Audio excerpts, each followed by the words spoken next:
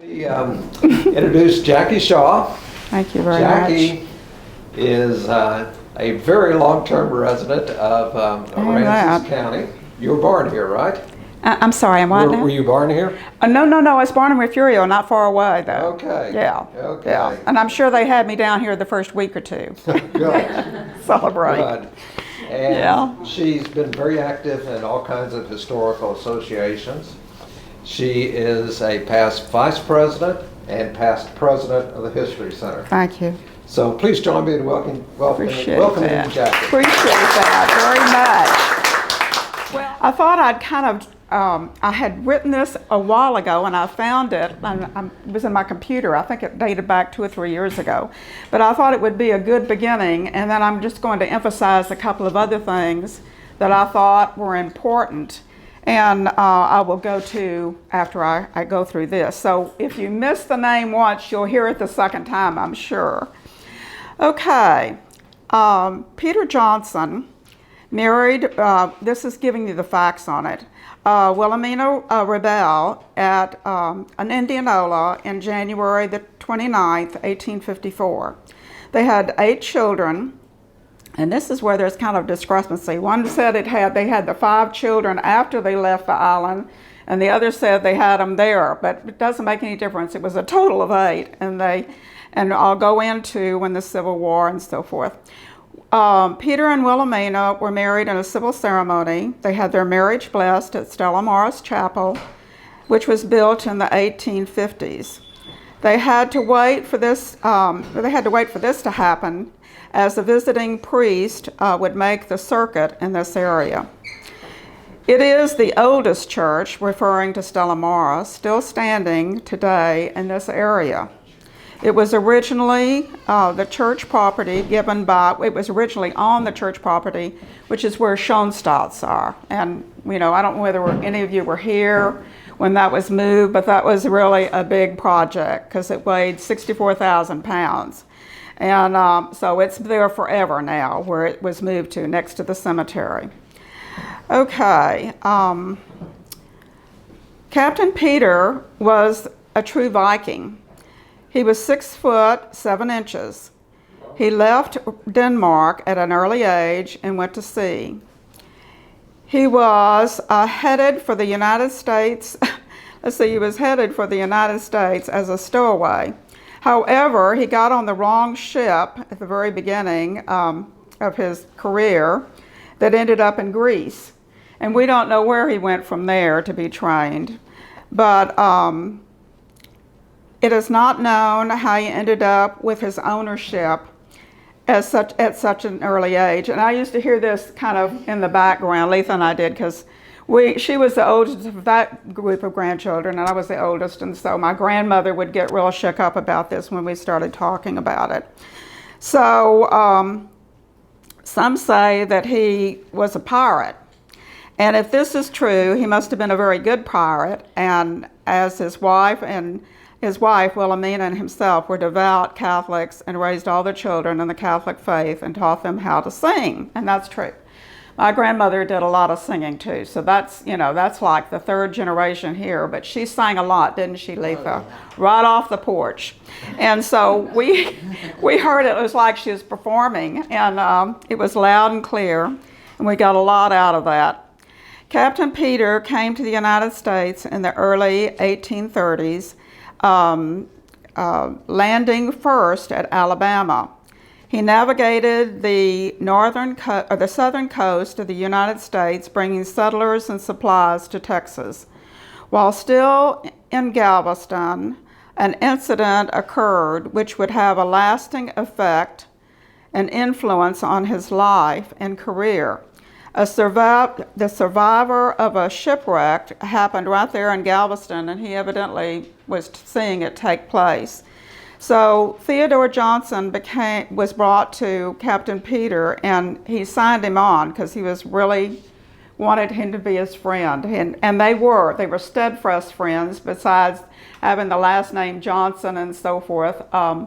They did a lot of things together, and they were very amicable to each other for over 25 years.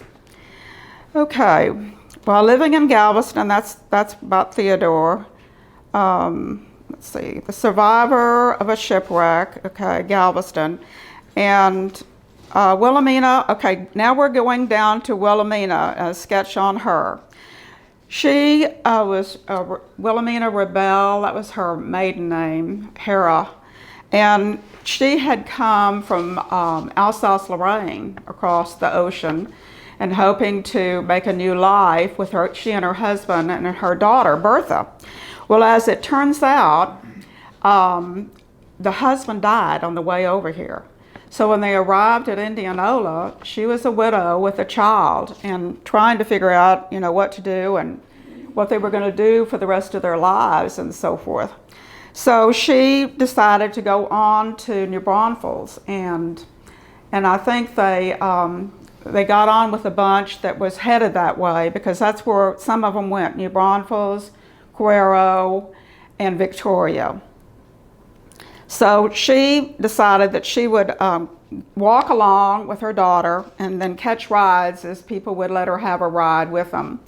Well, she arrived in New Braunfels, and after a while, she realized she wasn't going to be able to make it as far as supporting someone and, you know, not making enough money for she and her daughter. So they came back to Indianola. And at that point, Peter Johnson, I guess, saw her and, you know, got to know her. And within a short period of time, he was talking marriage.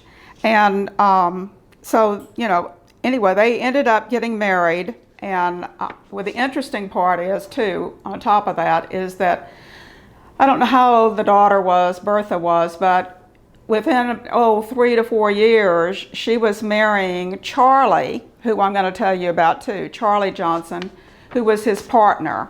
And so they had a really good relationship then, because, you know, Bertha was the mother of his children, and they were all half cousins and so forth. So, you know, it made a formidable bunch to encounter. So it was a good thing for everybody.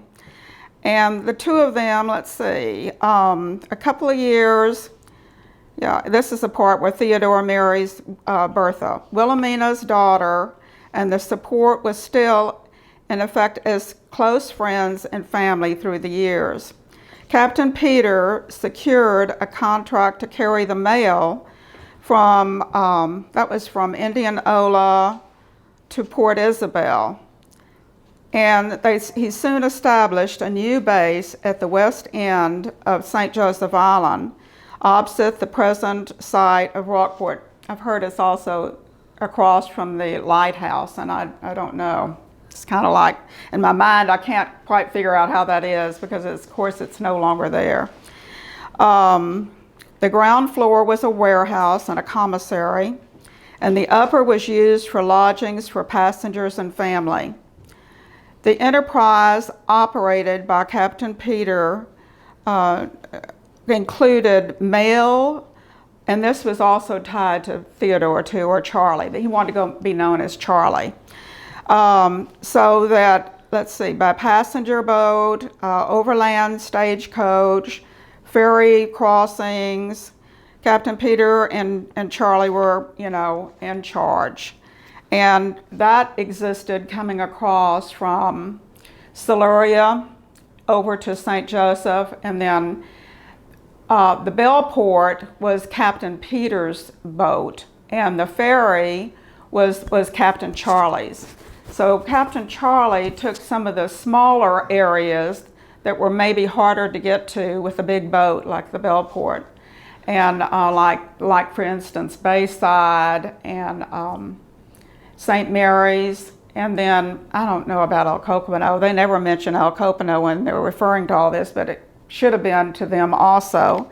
And then of course Lamar, and they built up this in such a state that it was really done well, and they got a lot of usage out of the buildings and all the equipment, and they had stagecoaches. They had 3 stagecoaches taking people from Siluria, the crossing to Inward, and they had a rest stop for people, the passengers that got tired at, at the tip there, and then they'd bring them across to the other end, and then they would, restart, I guess, where they were going and decide, who was going to take them inland at that point.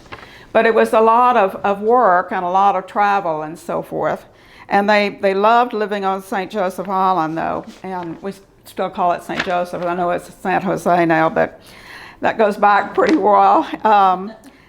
And all of this took its toll in regard to the Civil War that came, because they'd been in business for over 10 years, I would think, but they probably more than that. But in the first year was not so bad with the strikes, because they weren't bothered that much.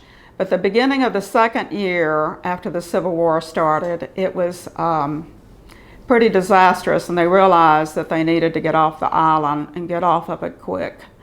And so I don't see how they did it, but they managed to get stagecoaches, all, the boats. And the only boat that they never talked about anymore after that was the Bellport, which was the large boat. And they just kind of shrugged it off like, well, it probably got taken during the war. They never would address it, so who knows what happened there. But in regard to the other sea captain, Captain Charlie, he was evidently younger, of course, so he went on doing some of the not exactly taking passengers, but doing the mail routes, and especially the ones for right around Lamar, and again St. Mary's and Bayside. So, and as far as Mustang Island, but it kind of quit there, and I know they didn't go into Corpus Christi, but it was a different kind of life at a different kind of time. And one thing that I've learned so much in regard to thinking and rethinking some of the things that I've read about it was the true devotion to each other in the community. And Lamar was a very tight community, but pretty large at that time in their life, because a lot of them escaped to Lamar off of either St. Joseph or wherever they were. And so, there was a lady there that, Jane O'Connor, that started the school. When I read how many kids went to the school, I was astonished. I couldn't believe they had that many families, but they did at that time. And they really were supportive and kind to each other. And I think that's kind of like where I want to leave it today. I think if you have any questions, I'd love to answer them. If you can think of anything that I didn't cover, I'd be happy to discuss it. Jackie, where are they buried? Where are they buried? Where are they buried? Peter Yeah. Okay. Peter and Wilhelmina were, they're buried right there in the Lamar Cemetery. And it's very stately because it's they invested some money when they did that, because it's like this wide and pretty tall, and it tells the dates and so forth. Now, Captain Charlie, his Danbury was where one of his kids, and they weren't kids, they're children, grown-up children, moved to after they were of age and needed help. And so that's where they're buried. And I meant to confirm that with one of the people I saw yesterday that descend from Captain Charlie, but I'm not sure that he would know. But it seems like when my husband decided to do this, to fly me back and forth to learn how to do grant proposals for Lamar, and when we were going to move the chapel, well, I met some of those people because they were up in Cuero.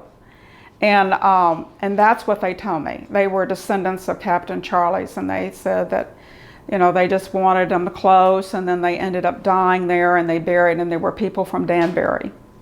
So, that's kind of where I thought it probably was. But, you don't see those people, and to have that many children together, you would think you would run into some of them, but maybe not. I don't know. I think, go ahead. You want to talk about Peter A. Johnson? Yeah. Now Peter A. Johnson he was Letha's and Bill's and my great grandfather, and he wrote a book about all of this, you know. And I don't see how his memory did it, but it's amazing. It's like all these families, and he can almost give them the date they were born, and there's like 5 or 6 or 7 in each family, and it goes on and on and on and on. And like, and yet, you know, he was the son of Captain Peter, and he had a good life. He was one of these people that went around and visited with everybody and could tell you their names and so forth. And in Lamar and in Refugio. And so he also worked in the Saltworks there at Lamar and did that for a while. And then he trained quarter horses. And then, you know, it was about making a living, but it must have been kind of, in areas, it must have been kind of thin in some ways, because it was like, how can you keep going to all those different places? But he managed one of the smaller ranches of Tom O'Connor's.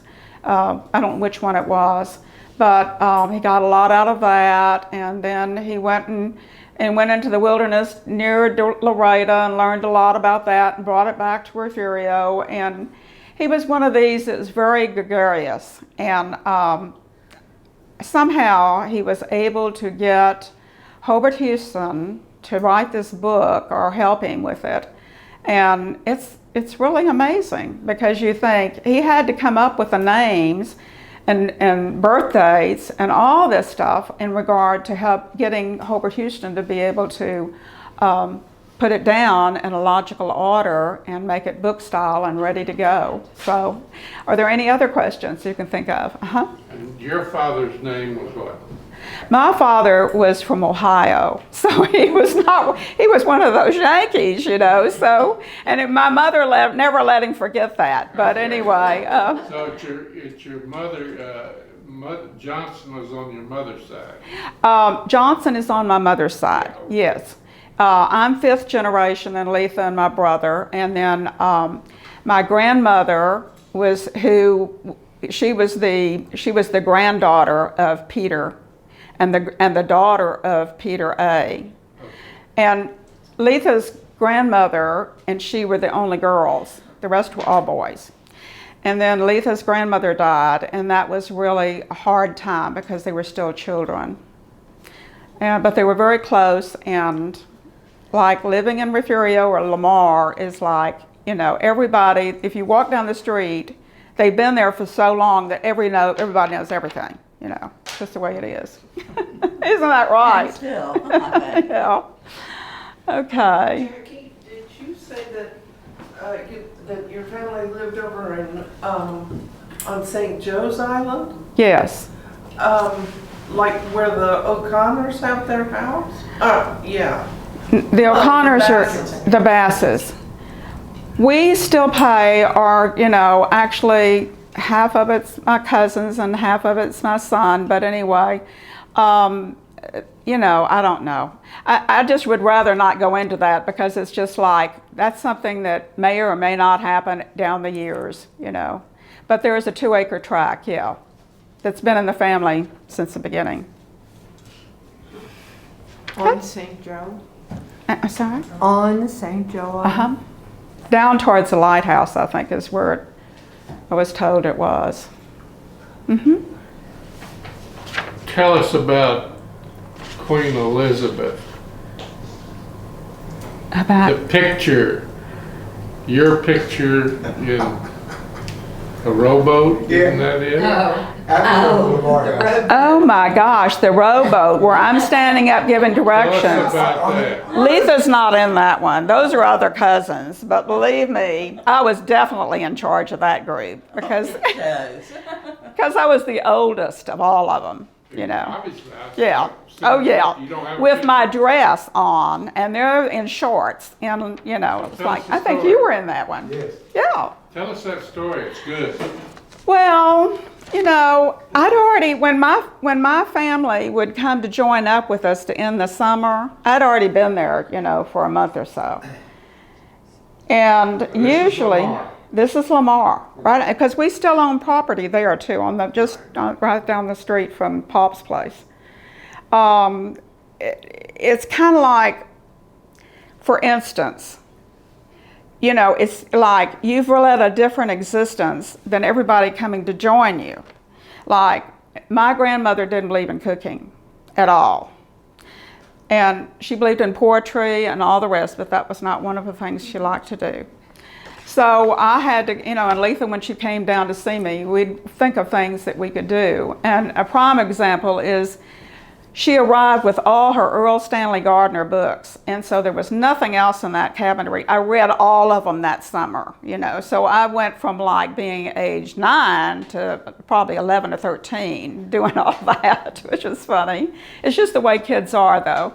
And now families arrived, and it's a small little cabin. It only has 2 bedrooms and a living room and very basic.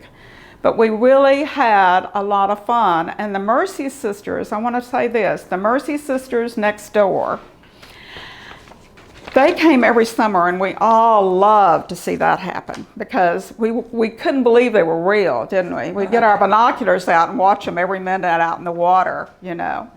But you got to see their face. That's yeah. fans, maybe. But the Mersey Sisters originated back in Alsace, and they were at Indianola coming in. And they were there for the second storm, I think. Or they were teaching there until the second storm, and then they decided that's enough of that. And they took their convent building, down in slices, and they numbered them, and they put them on an ox cart and took it to Refugio and put it back up again, and it was the Sisters Convent building in Refugio. That's where they went from Indianola to teach in Refugio, and they were there. They taught my mother, they taught your mother, they taught everybody, you know, everybody that went to the convent school. And the building's still no, wait a minute. That's the funny part, strange part. When they needed a new convent building, they again took it down in pieces and brought it to Lamar. And it's on the property my brother owns because the Mersey Sisters are no longer here. And the people that gave them the lease decided that they wanted it back because the sisters weren't using it anymore. So that's when it went on the market, and that's nice to have that because it was a real integral part of our summers at Lamar, you know, having the sisters next door, which is fun. Is there anything else? Jackie, I was going to ask you about, you know, those Shell Creek ruins on Front Street? Yeah. Were there other Shell Creek ruins when you were a girl over there in Lamar? You know, that's a good question. The ones, as I understand it, now those particular that you're talking about are supposed to be part of the Bron Durance. You know, the Bron Durance own that land right there. Now, not right where the sisters are on Front Street, or not Front Street, but yeah, Front Street. But you know, that's kind of a different situation because the Bron Durance own that, and then down a little ways is ruins back in. If you went back towards the water, there are some ruins there that go back to Jane O'Connor's school, that when she educated all those kids. Yeah. And where's that house? Whose house is that has those ruins that we saw? Yeah, it was Sarah Craven, but it's Craven. Yeah. Craven. Oh, Sarah Craven. So what are those ruins from? You know, I can't really say. I mean, that could be the ruins of the Bron Durance. I don't know because I can't place where that lot was that they had. But there was something in the paper a long time ago in regard to that track, and it was a little off, and immediately, though, everybody started getting into it because it was not the right description. And so I'm thinking that, I don't know, but that could find out that pretty easily. That's the only part that's left, along with in the bushes and so forth. Yeah. Because there's a gone. whole on the west side of the highway, there's old Lamar, an Uh-huh. old town plat. Uh-huh. That's all platted out and everything. Now, the only thing I As you're like going over the bridge, it'd be to your left. left. Yeah. Mm-hmm. And all there was over there, now there are some houses along the water, but all there was over there for the longest time was a oil, Well, I think it's been through different phases. And, you know, for some reason, I think coming out of Indianola or any place that they thought was going to be a threat with the, how high the land was, Right. you know, above everything. And that was a big difference to them. But as I recall reading most of the books that I have, now that probably was settled over there at one time because when they had all the people that lived there. But for the most part, it was on the other side, you know, and yeah, right. And it may be because the Wells, that's a real prominent old name from Lamar. And I think he was a judge or something, and so highly respected. And the Wells home was just beyond, towards the highway, and was kind of like, I never saw anything on the other side as a kid until they started building, you know, just a few years ago, 10 or 15 years ago on that side. So I don't really know what the problems were. Some of it was falling in the bay and couldn't be claimed anymore. Yes, and I think when we were kind of like visiting it, you know, as kids being down there, of course our very favorite place was Mills Wharf. And I loved a kid, you know, the Mills, for instance, Jeremy, and of course Jeremy doesn't remember anything, but Bert does. Yeah. And then also Al Johnson. They just like, funny thing is, Al Johnson was in line for something with me, and he was like, he didn't want to talk about Lamar, he said, but then he says, well, did they ever find that treasure, you know, that was buried by Lafitte? And I said, yes, they did. And I thought he was going to fall backwards because that wasn't what he expected me to say. It was funny, he didn't say another word. Remember all the arrowheads that we found out of? Yeah, and that's another thing. We had, you know, my second son's named after my Uncle Jamie, who is my grandmother's brother, and this is from Refugio. And so Uncle Jamie had a tremendous collection of arrowheads. And not one member of the family opens their mouth about it as far as, is it you or you or you? It's quiet when arrowheads are brought up. So, you know, I don't know who has them. It's funny. Jackie, when we had the Civil War exhibit here, you had a big sword. Was that from this grandfather? You had a sword or saber? Yeah. Is it still with y'all? You know, it didn't go through the hurricane. You know, No, it was returned to. Yeah, I thought it was. It was in my offices. closet. It was never found. See, my condo was looted, and so they took what they wanted, and it wasn't But there. what was it from? I mean, what did he use it for? See, that was for another grandfather that wasn't kin to Letha on the other side, and I don't know. He's buried in the state cemetery, so he must have been, you know, active in one of the wars or something. In regard to. Yes, in Austin. Yeah, in fact, they had to move his grave recently to put Ann Richards in it. Yeah. So we don't know where he is now. We'll have to get the book and look. Harold's family? Yeah, he's up there. I'm sorry? Harold's family? Your Well, no, actually, you know, it could have been, I know, it was on Gracie's side. My grandfather, which it was my grandmother that was close to her, but the other side was up in that area. And so that's where he came across from Louisiana. Yeah. Okay. Jackie, one question. The Lamar Saltworks, is it accessible to the public? Well, you know, Pam is really good because she was out there front and center when we went out to look at it. And I think it's on private land, see, Al Johnson's. The Saltworks is on the Johnson Ranch, and archaeology's been done out there by Texas Tech University. So that report is available. We have it here, and we have a poster on the Saltworks. Al and Diane Johnson let us do a field trip out there. Gosh, 6 months, not how long ago, 6 or 9 months ago. It was cool, so it must have Yeah, been. so occasionally they're happy to make those kinds of arrangements, but no, it is not open to the public. It's on private land. What years was it worked? What years? Civil War. Through the Civil War. Earlier, I think probably as early as 1840s, because salt was such a valuable commodity. Yeah, and what you can see today, there are shellcrete ruins with curbing. So the water was pumped in there, then the water was allowed to evaporate, and then it was scooped up. And then there was a windmill and a grist mill. So then they ground the salt into whatever size they wanted to have to sell it. Very valuable.